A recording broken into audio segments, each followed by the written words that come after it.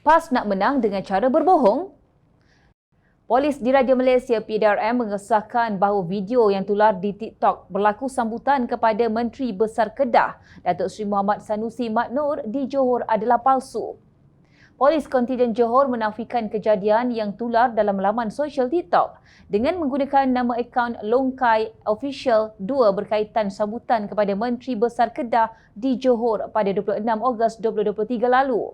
Ketua Polis Johor Datuk Kamarul Zaman Mamat berkata, hasil simakan mendapati video tular tersebut adalah berkaitan program KL Munajat bersama Tuan Guru Abdul Somad, Sheikh Alaih Qadir Al-Tohiri dan Nur Ahli Bandar bertempat di Dataran Merdeka Kuala Lumpur pada 15 Julai lalu. Namun video tersebut telah disunting dengan memasukkan laungan surakan luaskan kuasamu Johor untuk perkongsian oleh pengguna media sosial lain, kata Kamarul Zaman dalam satu kenyataan media.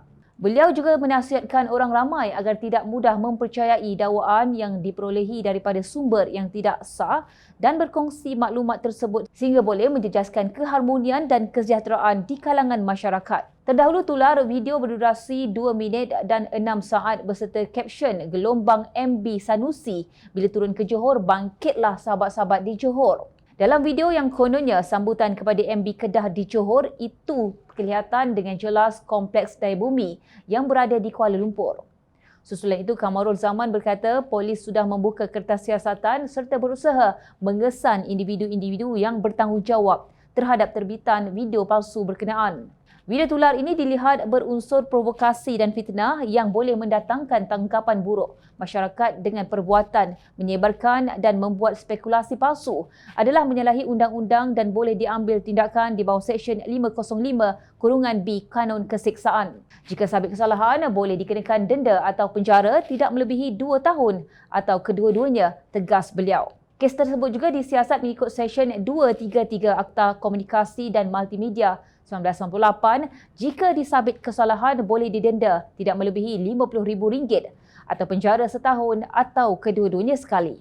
Pada hari yang sama video itu tular, calon PAS yang mewakili Perikatan Nasional untuk Dewan Undangan Negeri Simpang Juram, Dr. Muhammad Mazri Yahya dipetik media sebagai berkata adalah salah satu fokusnya untuk memecahkan tembok pemusuhan yang dibawa DAP. Jadi kita ingin memecahkan tembok tersebut dengan mengatakan kepada DAP bahawa PAS ini kita terdiri daripada pelbagai golongan dan kami semua bersedia berkhidmat demi untuk negara, katanya lapor Malaysia Kini. Bekas pemimpin DAP Tan Sri Lim Kit Siang melahirkan rasa terkejut dengan kenyataan Muhammad Masri pada hari penamaannya sebagai calon Dewan Undangan Negeri Simpang Jeram. Beliau mempertikaikan kenyataan Muhammad Masri yang mirip Presiden PAS Tan Sri Abdul Hadi Awang. Adakah calon PAS Simpang Jeram Dr. Muhammad Masri seorang lagi Hadi Awang yang menyebarkan pembohongan, kepalsuan, berita palsu dan ucapan kebencian tanpa bukti? Soalnya dalam kenyataannya di blognya limkitsiang.com. Kit Siang menjelaskan beliau telah menganggotai DAP selama hampir 6 dekad untuk mewujudkan tembok permusuhan antara kaum tidak pernah menjadi objektif DAP. Malah apa yang berlaku sangat bertentangan dengan dakwaan Muhammad Masri. Sejak pilihan raya umum pertama yang DAP bertanding pada tahun 1969, DAP telah meletakkan calon Dewan Undangan Negeri dan Parlimen daripada berbilang kaum. Dr. Masri mungkin tidak tahu, 2 ahli Dewan Undangan Negeri Melayu dari DAP menang dalam pilihan raya umum 1969. Saya sendiri dituduh anti-Cina kerana meletakkan Ahmad Noor sebagai calon dalam pilihan raya kecil Gopeng pada 1987. Beliau menjadi MP DAP Melayu pertama pada tahun 1990, bidasnya lagi. Kit Siang juga menyoal sama ada Muhammad Masri tidak tahu DAP mempunyai 3 ahli Parlimen Melayu iaitu Syahrizan Johan, Bangi, Sharlina Abdul Rashid, Bukit Bendera dan Yang Safura Ottoman, Bentung.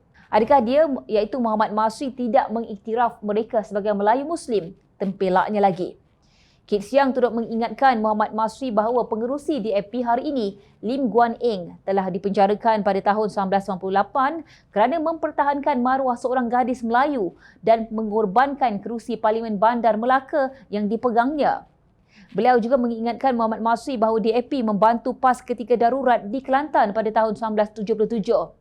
Hadi membalas budi dengan membuat kendakwaan liar bahawa DAP anti-Melayu, anti-Islam, anti Raja-Raja Melayu, komunis dan mempromosi Islamofobia tanpa bukti, sindirnya.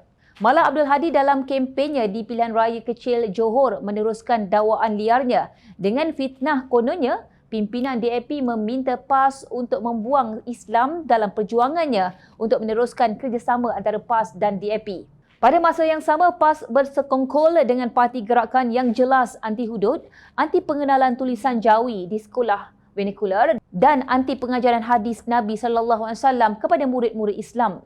Hebat sungguh cara pemimpin dan penyokong PAS berbohong. Pengurus kempen Presiden Amerika Syarikat pun mungkin geleng kepala kerana kagum dengan kerja propaganda gerombolan penfitnah ini. Sebagai parti yang memperjuangkan Islam, PAS sepatutnya patuh kepada Rasulullah SAW yang bergelar Al-Amin, seorang yang jujur dan mengambil contoh serta teladan daripada baginda. Peringatan ini turut dinyatakan dalam firman Allah Subhanahu Wa Taala dalam surah Al-Ahzab ayat 21 yang bermaksud, demi sesungguhnya adalah bagi kamu pada diri Rasulullah SAW itu contoh ikutan yang baik, iaitu bagi orang yang sentiasa mengharapkan keredaan Allah dan balasan baik pada hari akhirat, serta ia pula menyebut dan mengingati Allah banyak-banyak dalam masa susah dan senang. Surah Al-Ahzab ayat 21.